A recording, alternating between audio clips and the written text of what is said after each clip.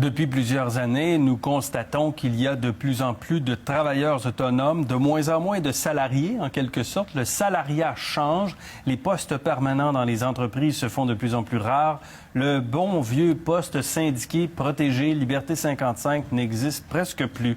Prospective sur l'économie de demain, ce soir, le travailleur autonome. Notre invité est Claude Ananou, avocat, maître d'enseignement au département de management à HEC Montréal. Bonsoir, M. Ananou. Bonsoir, M. Filion. Où en sommes-nous quand on regarde l'évolution? Moi, je regarde beaucoup les statistiques des travailleurs autonomes de mois en mois dans les statistiques de Statistique Canada.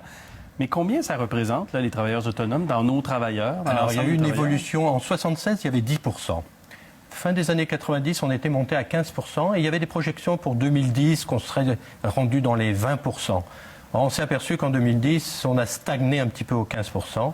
Et par contre, depuis quelque temps, il y a une relance. Et cette relance, elle est différente du travailleur autonome comme on a connu il y a 20-25 ans. C'est-à-dire? C'est-à-dire qu'aujourd'hui, et c'est ce que j'appelle la micro-franchise un petit peu, à cause des plateformes informatiques ou quoi que ce soit, on s'est aperçu qu'être travailleur autonome vraiment tout seul, c'était difficile de vivre de ses revenus dans une économie telle qu'on connaît aujourd'hui, qui est de plus en plus internationale, qui est de plus en plus qu'on doit être équipé, qu'on fait affaire contre des grandes entreprises. Donc, il y a cette micro-franchise qui naît un petit peu partout. Et j'associe, admettons, à titre d'exemple, pour moi, Uber, c'est de la micro-entreprise. Airbnb, c'est de la micro-franchise. Je veux dire, micro-entreprise, micro-franchise, où la personne est assez indépendante, mais a les avantages de la franchise. A une marque, une labellisation, on peut faire des achats en commun. On va avoir au niveau international, regardez Airbnb, c'est international. On a des collègues. On a des collègues, on peut s'échanger.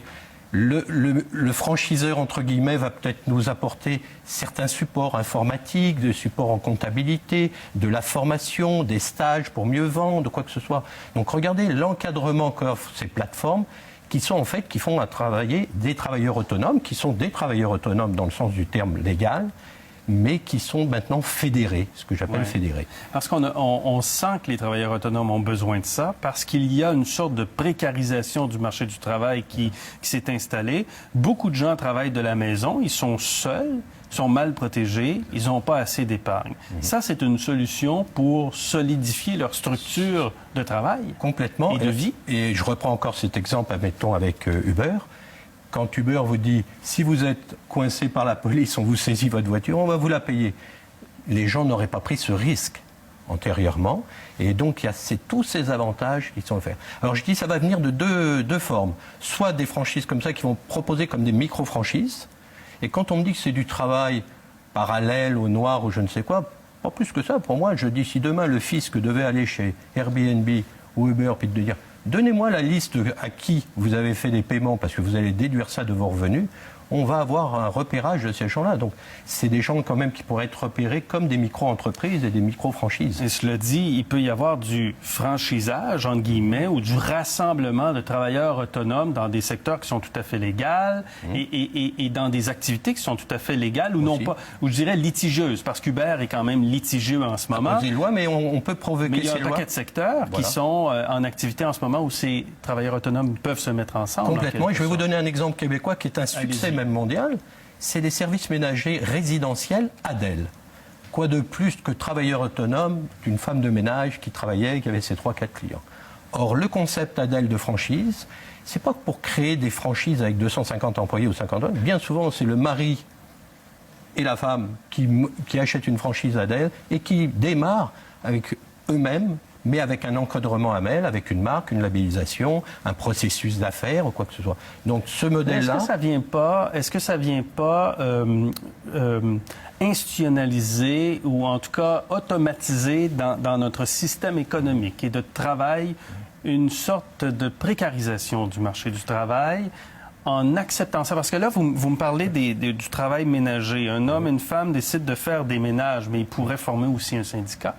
Ils pourraient former aussi une entreprise plutôt que d'être des travailleurs autonomes qui se mettent ensemble dans une sorte d'association ou de franchise. J'ai la chance, moi, de travailler avec des jeunes et je peux vous dire, aujourd'hui, vous avez à peu près 2/3 de la population qui rêve d'être à son compte. Comme j'aime dire, avoir les mains sur le volant de sa vie. Chez les jeunes, c'est encore plus fort.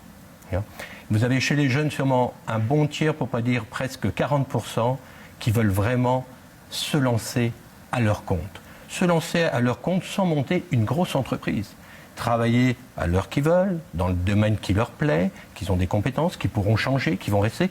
Et quand on est comme ça sur cette forme de micro-franchise, c'est que vous avez aussi un capital, dans le sens que demain, vous pouvez revendre votre goodwill que vous avez développé. Or, antérieurement, c'était plus difficile dans certains secteurs de revendre ça, mais là, vous vendez la marque, vous vendez un territoire, et c'est ça qui va intéresser les gens. Est-ce que ces franchises-là peuvent favoriser l'épargne? La sécurité pour la retraite, parce que ces gens-là, les travailleurs autonomes aussi veulent prendre une retraite. Alors la plus belle retraite, comme je viens de vous le mentionner, c'est d'avoir monté un fonds de commerce, d'avoir 150 clients qui sont satisfaits et rendus à un certain moment dans ma vie, pas à la retraite à 65 ans, parce que je veux peut-être changer de secteur ou peut-être que je veux arrêter de travailler pour X raisons, je pourrais vendre ce capital parce que, à la limite, la précarité d'un salarié quand il est renvoyé, il part avec quoi ? Assurance emploi, ouais, pas grand-chose. Ouais. Et là, vous avez travaillé à votre compte, à votre grandeur, sans avoir d'employés, sans avoir des grosses structures. C'est des micro-franchises très faciles, en général, qui ne coûtent rien à presque à acquérir. Et puis, vous avez quelque chose qui vous appartient, que vous pourrez léguer à vos enfants, quoi. C'est vraiment important d'en parler. Monsieur Ananou, merci beaucoup. Merci, très intéressant dans le cadre de Prospective.